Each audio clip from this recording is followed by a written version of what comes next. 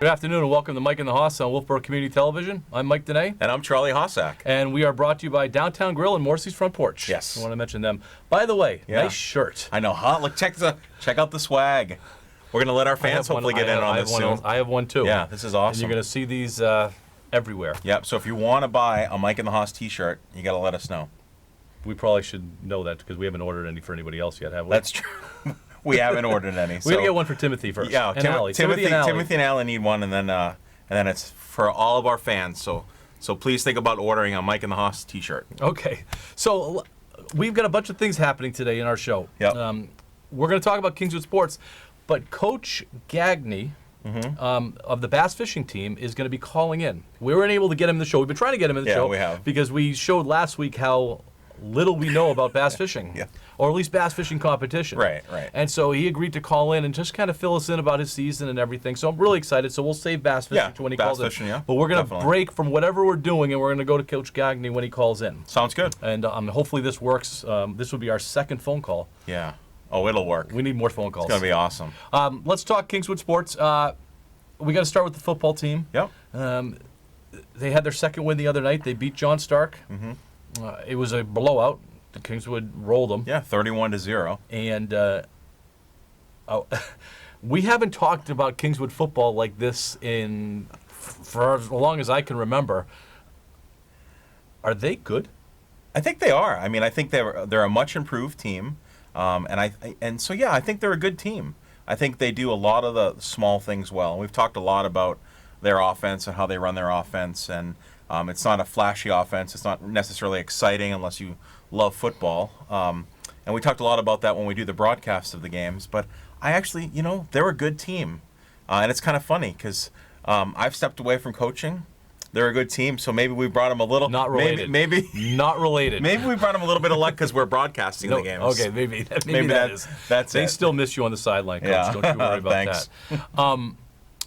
I was talking to Coach McCullough today. They're actually in the playoff mix. Yeah. Which, after 4 games, is something that we haven't really talked to being able to say about the Kingswood football team. They look good. Their past 2 weeks, they've shown what their offense can do. Yeah. Against the competition that they're playing, and their schedule doesn't get any easier though. It doesn't. I mean, they're going in to play this weekend. They're going to be playing Guilford Belmont, and Guilford Belmont was selected prior to the season to be a playoff team. Yeah. They've struggled a little bit, but they've got a very large team. I actually got a chance to take a look at their roster, and they've got a big team. So this is going to be their first test, other than the other 2 games that they lost, and then they go right from there to Plymouth. Plymouth will be coming to us, but that's going to be a big challenge. Of course, Plymouth is going to be a big challenge, but can it also beat Plymouth? And Bo beat Plymouth. And Bo beat Plymouth. So Plymouth is, I think, beatable. Absolutely. For this Kingswood team, I think they're beatable. I agree. I think this Kingswood team it's not going to be the bye week that a lot of other teams have been coming into, Right. when they come into Wolfeboro. That this Kingswood football team is going to put up a challenge. Yeah, as former Coach Skelly would say, this team is legit. The Kingswood football team's legit. And it's kind of funny because I get a chuckle out of Plymouth because Plymouth's coming to homecoming, and that Plymouth wanted. So they're like, okay, what team can we, what homecoming can we disrupt? Let's go to Kingswood. So I think Plymouth's like, wow, this team's for real. We're not going to take them lightly. No, I think they're going to have to show up. Yeah. I think Plymouth's going to have to show up. Definitely. And if they don't show up, I think Kingswood could roll again. Yeah, and I'm feeling confident. I like to make these predictions. I think going into the Plymouth game, the Knights are going to be 3-2. They're going to beat Guilford this week. Wow. All right. The soccer team is still struggling a little bit. Yeah, the boys soccer. Well, both teams are. Both teams are. Yeah. Both teams are still looking for that next win. The boys team was able to score a couple goals last week, though. They did. I think they played Plymouth. They did. They played Plymouth. They had a few games last week. So okay. So they played Plymouth and they also played Kennett as well. Yeah. So, but they got a couple goals against Plymouth. It was a 5-2 final score, but it was nice to see them put the ball in the net. Well, it helps. It helps. absolutely. It keeps the kids excited too. Yeah. And gives them a little bit of hope that, I'm going to ask you the same thing I ask you each week. Are they getting better? They are getting better, and that's what you have to look for. Do they get better each week? And they are getting better. And I know that we're more than halfway through the season, and I still think the boys can pick up a win. And hopefully, they're going to be heading down to Manchester West this Friday, and that just might be it. Okay. And the girls already do have a win. Yeah, the girls already have a win. And they're looking for their second one. They seem to have had a scoring drought also. They had did. a tough time getting the ball in the net. Yeah, I got a chance to see the second half of the game this weekend against Kennett, and that was a 1-0 game up until about 5 minutes to go in the second half. Kingswood was playing quite well against Kennett, so you could definitely see improvement from the girls' team. They came out on the wrong side of that game, but definitely nothing to hang their heads. They played tough defense and really an improved team from when we had seen them a couple weeks ago. Good. Field hockey, we were fortunate enough to broadcast the field hockey game last week. That was awesome. And we got an overtime game. We did. And we got an overtime win. Yeah, we did. And it was a much needed win for the field hockey team because they were sitting at 2-6. They almost need to run the table now to get into the playoffs. Right. And if they would have lost that one, then they would have been in a lot of trouble. Right.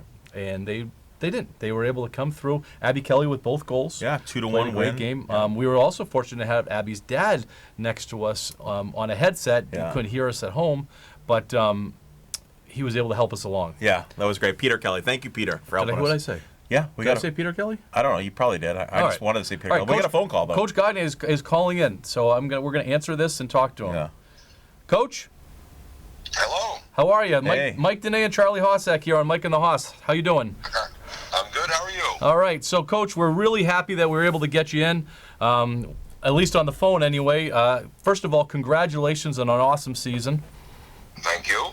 Want to give us a little bit of a background as far as how the whole season came together and how the whole thing transpired last weekend? Okay. I guess originally it started, of course, we have the bass fishing team. I approached faculty and administration as well about a bass fishing club so we can get a few more kids involved in that kind of thing. But we've had a couple of good freshmen come in this year, good fishermen. One, Cameron, is the New Hampshire State Fish Angler of the Year for the Junior Bass Nation. That's Cam Yates? Cam Yates? Cam Yates. Wow. He finished, but he aged out before the national tournament, so he didn't get to fish nationals. Okay. Okay. Because he came from junior high to high school. And then Jared Dearborn's a senior, avid outdoorsman, avid sportsman, great fisherman, and not done a lot of bass fishing, but very good at, getting the fish in the boat. So we had the two of them paired together for the qualifying tournament, and the two of them bested 30 or 20 some odd other boats in the state. Total of 33 entered. They took the top 11. And then that moved on to the championship tournament, which we fished this past weekend. And we ended up finishing second out of 11 boats. So actually worked out. Things came together pretty well at the end of the day, and we were able to pull it off. Wow, congratulations. Thank you. Can you just tell us a little bit about how bass fishing works? So it seems like you only have two on the boat, and is it by weight, and are you given a certain amount of bait? Can you just explain the kind of ins and outs of how you do bass fishing? I can do that. It's all artificial bait. So artificial lures, soft plastics, that kind of thing. Mm-hmm. So there is no live bait at all. And it is an 8-fish limit. Most weight takes the tournament, and then they usually also award the largest of species. So whether you have bass, it's largemouth and smallmouth. Mm-hmm. So typically they award the largest largemouth, and sometimes second place depending on the tournament, and then they do the same with smallmouth bass as well. So you could walk away with most weight and the big fish, or you could just get the big fish, or you could just get the most weight. It depends on how the day works out. Right. So everything is catch and release. So tournament time, you have a live well on the boat. You catch fish, you put them in the live well. You have to keep your fish live all day long. Any fish that is, they call sleepy or dead, is penalized. Mm-hmm. And that's pretty much it. Other than that, everything has to be kept live. And you come in with the weigh-in. At the weigh-in, they use mesh bags inside of bags that have water in them. So you bring your fish live to the weigh-in. They weigh the fish. You put them back in your live well. You bring them back out. You release them. Okay. Now, when you catch a fish, is it just automatically the first fish you catch, you got to count it? So the first 8, or do you get to throw some back and select the fish that you want? How does that work? It minimum 12 inches long. Okay. So there is a 12-inch minimum length, an 8-fish limit. Basically, once you get 12, what they call keepers in your live well, you can cull fish in a tournament situation. So you can, if you catch a bigger one than one you've got, you can release the smaller one and keep the bigger one. Okay. Through the tournament time. Tournament runs basically from 8 a.m. to 2 p.m. It's £1 a minute if you're late. So you don't want to be late. No kidding. Wow. So did you just go to the championships with Cam and Jared, or does the whole team go with you? Well, the way they do it is you can fish up to 4 fishermen, but they have to split the tournament time.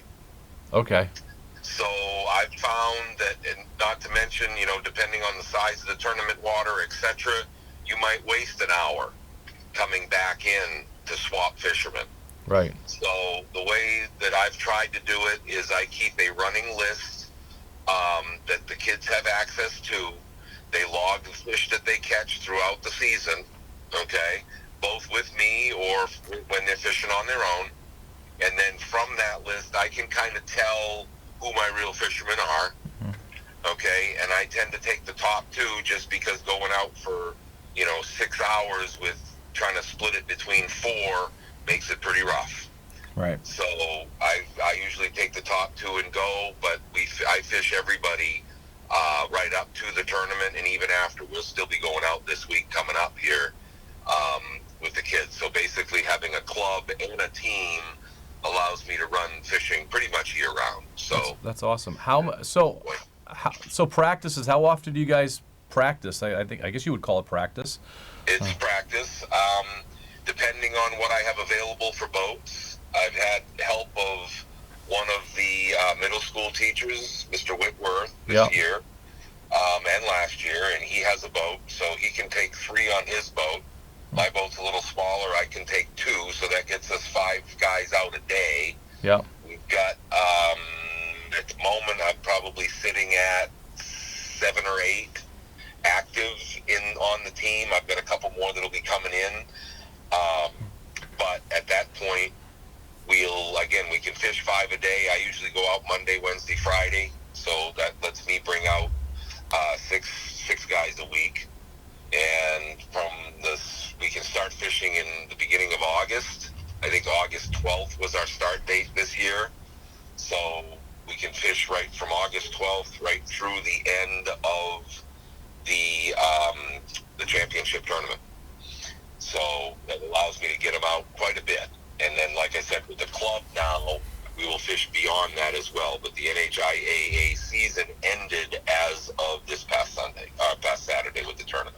Okay. So do you guys not do you not move on? Is there like a nationals or anything like that? Actually, if the team that finished first qualifies for nationals. Okay. This year, they're starting a twin state tournament, which we will be fishing on Columbus Day weekend. Oh, okay. The 2 fishermen that won this tournament will go on to that tournament, and if we win that, and that's between New Hampshire and Vermont, 10 boats from each state, the top 2 that finish that tournament are eligible to go to nationals. Okay. And nationals is down in Tennessee. I'm not sure the dates. It's next year sometime. Okay. Well, that was really helpful. Did you learn a lot about that, Charlie? I learned an awful lot. I learned a lot. Coach, congratulations on a very successful year. How many years have you been doing this with the Kingswood team? This is my 3rd, but it's the first year we've actually really been able to fish because our boat situation has not been the greatest over the last couple. That always helps.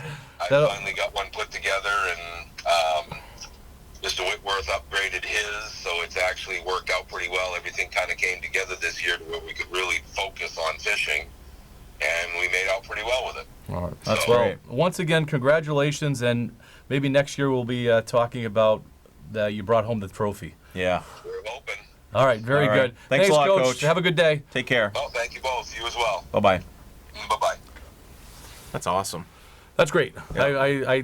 actually did learn a lot. Yeah, definitely. You know, we had those. You know, we had that little funny episode last week when we talked about it and what we didn't know, and a lot of those questions were answered. Yeah, and I like that it's exciting that Jared Dearborn and Cam Yates still have a chance to qualify for nationals. Yeah. So they're going to be heading out on Columbus Day weekend, and good luck to them. That's awesome. I didn't know that we had such high-end fishermen at Kingswood. That's great. And now we do. You can maybe work your boat in for the third boat. Maybe we could do that.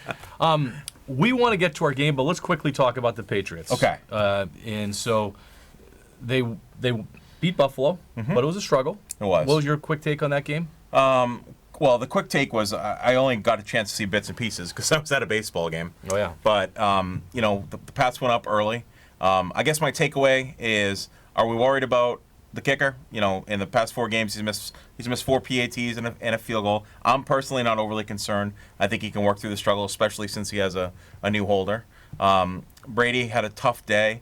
He certainly hasn't fallen off a cliff. It's not because he's too old. I just think Buffalo was the better of any of the teams that they've faced so far. I think Buffalo's a decent team. Yeah. Especially on defense. Yeah. And I think what's forgotten is that they've given the Patriots a hard time the last 5 times they've played. They always have. Yeah. So, in Buffalo, division opponent, they're undefeated, and the Pats came home with a win. Mm-hmm. Under any other circumstances, you'd say, well, that's a good win. A win's a win. But the Patriots were so used to them blowing everybody out that it's difficult. Defense. Do you have any concerns? I actually don't have concerns. I think the offensive line's well, not a the concern? offensive line's been a concern since week 2, but I think the defense is amazing. And when we had talked about this, I told you, and you told me maybe, that the defense was going to win some games for them, and they did this week. They did, and I think they're going to win some more. Absolutely. To look at their numbers so far this year, it's pretty amazing. So, running game probably related to the offensive line. Yeah. And it's in a whole. I do believe they'll get better. I agree, but they got the running game. I agree with that. They got the running game going at the end of the game when they needed to get the running game going. Yeah. So. Then they threw the ball, which whatever. It's all right. All right, they got the Redskins coming in this weekend. Yep. Actually, they're going to there. They're not coming in. Yeah, they're going there, which I think adds to it. Yeah. I want the Pats to be challenged. Mm-hmm. I want them because that makes them a better team. I want every team to be challenged because it makes them a better team. You start rolling through 35, nothing. Even though as fans it's fun to watch. Yeah, it is. It is fun to watch. But I think it hurts them later in the year. I think having to grind out that game in Buffalo makes them better. I agree. And so, they should take care of business in Washington. And then they got it's a short week. Then they have the Giants. And the Giants are a whole new team. Now that Eli Manning's on the bench, I'm worried about the Giants. So, the Giants are coming Thursday night game. Okay. So I'm not worried yet. All right. So, Timothy's back there. He's really chomping at the bit to start. Okay, we're going to play a game. We're playing. It's so. What game? What are we playing? So, Timothy and Allie have some quotes back there, famous sports quotes. Okay. And you and I are going to try to. We're using it as a conversation launcher, but we're also going to try and figure out who said it. So the first one's up. It's hard to beat a person who never gives up. Okay, it's hard to beat a person who never gives up. I'm going to say the person that said that is Michael Jordan. That's a guess. Every single one of these is a guess. I like that. I'm gonna say Michael Jordan also. All right. Can I agree with you? Yeah, of course. Okay. All right. We're not. We're not. All right. So who said that? Babe Ruth. Oh, Babe Ruth. Jeez, oh how my did we miss that one? We missed our baseball question. I know. All right. That's all right. Okay. So that was good. I would love to. We could spend a whole show talking about Babe Ruth. By the way, we could. Have you been to his house, Baltimore, where he grew up? I know you. So have been. Camden Yards, his house, amazing. You got to do it. All right. Okay. Just keep going. Everybody gets better if they keep at it. Just keep going. It sounds like Like Nike. Sounds like Nike. Or it sounds like the fish from what is that? Dory. Dory. So Maybe that's who it is. Maybe it is Dory. Yeah. Just keep going. Everybody gets better if they keep at it. I'm gonna say. What are you gonna say? God, you can have a first guess. I'm gonna say Bruce Jenner, Caitlyn Jenner, whichever one you want to talk about. Okay. I'm not gonna say Bruce or Caitlyn Jenner. I'm gonna say. You know what? I'm gonna say Vince Lombardi. Okay. Another baseball. Maybe we're not baseball fans. Maybe we're going to become bass fishing fans. Charlie Moore said this one. Then, if you if you have everything under control, you're not moving fast enough. Okay. Ooh. I'm going to say Vince Lombardi on that one. I'm gonna say. Ooh.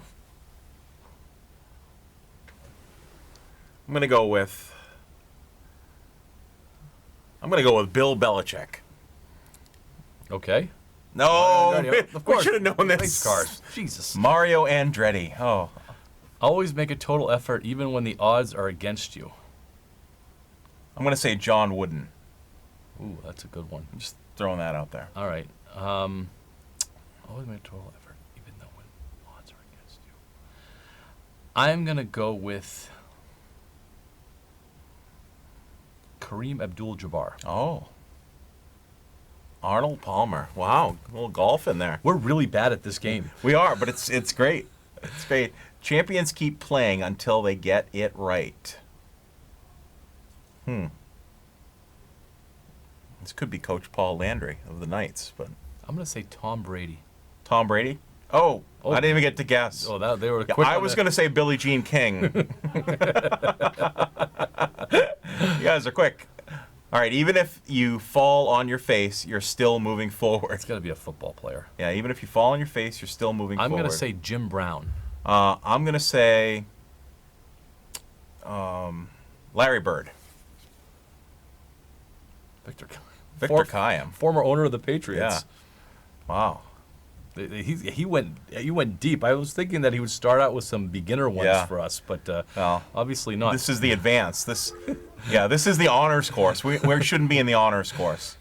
All right, you got this one? Don't count the days, make the days count. Okay. It sounds like a teacher. Yeah, don't count the days, make the days count.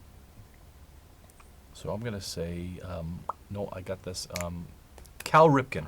I'm going to say Cal Ripken Jr. I'm going to say Tom Landry. Muhammad Ali. Wow. We're like over. Yeah, we're terrible. Every strike brings me closer to the next home run. I'm gonna go with Hank Aaron. You got Hank Aaron. I'm going to go with Ted Williams. Oh! That's a trick. You already used him. He was back there laughing at us. Okay. You got this? Never say never because limits. No, excuse me. Never say never because limits, like fears, are often just an illusion. This is deep. Never say never because limits, like fears, are often just an illusion. What do you think? Joan Bennett Samuelson. Okay, I'm gonna say. I'm gonna still go with my John Wooden. He's gonna be one of these. Michael Jordan, MJ. Oh boy. I know this one. I know this one. Wayne Gretzky. I know the Wayne Gretzky. You miss 100% of the shots you don't take. I know this one. My kid knows it too because I keep telling him that every day before he goes out to practice. We got it. All right. Well, I guess that was the last. That was the last one. All right. We ended on a high note. On that. Was that the last one?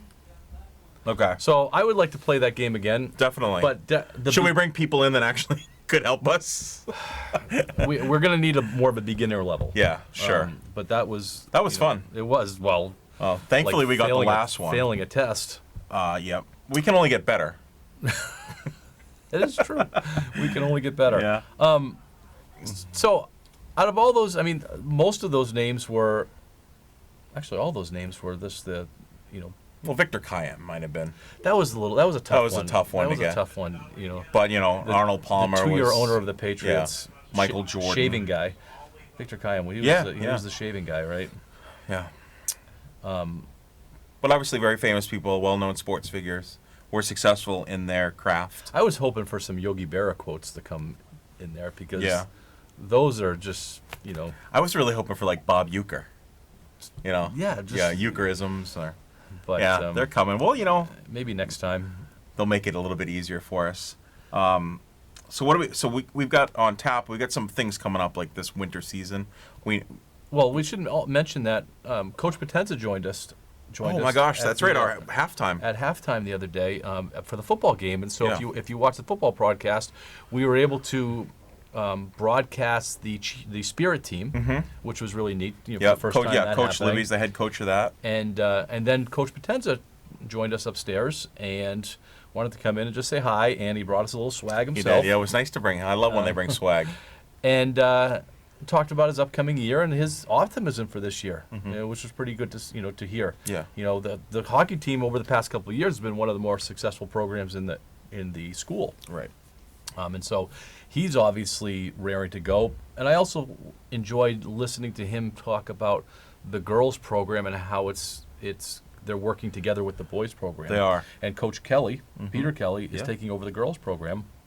But it seems to be a group effort that they're going to do it together. Yeah. And I think it's only going to help the girls program. Yeah, it's going to allow the girls didn't get a whole lot of ice time last year, and this year they're going to get quite a bit of ice time, which can only help the program. And I like that Coach Potenza. I mean, he has extremely high expectations for the boys. I have high expectations for the boys. I mean, I love hockey, and I want the boys to win it all this year. I was a little disappointed last year, and cheering for them.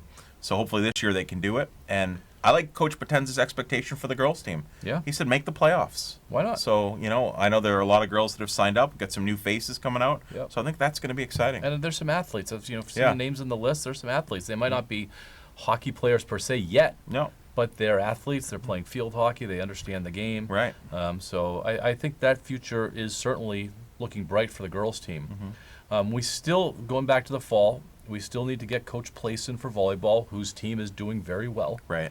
So we have to get her. So I talked to her. I don't know if I told you this. I talked to her the other day, and we're going to bring her in for a playoff preview because they're doing well and she's feeling pretty confident. So I said we got to get you in for a playoff preview. Okay, and maybe Coach Riley will be a playoff preview also. That'd be awesome. Maybe they need to win a few more games. Yep. But maybe that overtime win the other day is going to be the spark they needed. They beat Portsmouth. Portsmouth is a good program. Right. And so, every team needs a spark. Needs that, that thing to turn the corner. And so, maybe that's the one for Coach Riley. So we still need to get Coach Riley in now that we've gotten bass fishing in. I know. I mean, that was great. That's awesome. And, just congratulations to the bass fishing team. Second place in the state in Division 2. Yeah. That's great. It's awesome, especially since they've really. He said they've been going for a couple of years, but really didn't really get going until this year. Yeah, and I never knew that they needed a boat. Yeah, I didn't know that's what was holding them up. right.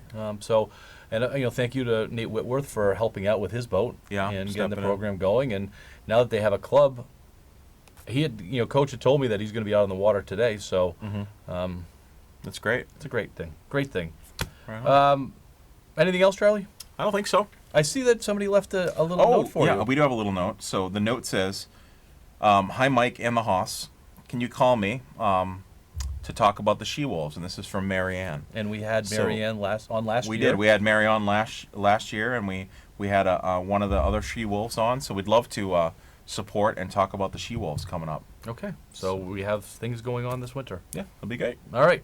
That's going to do it for us. Mike and the Hoss of Wolfeboro Community Television. Thank you to Timothy and Allie behind the window. Yep. And Coach Gagne for calling in.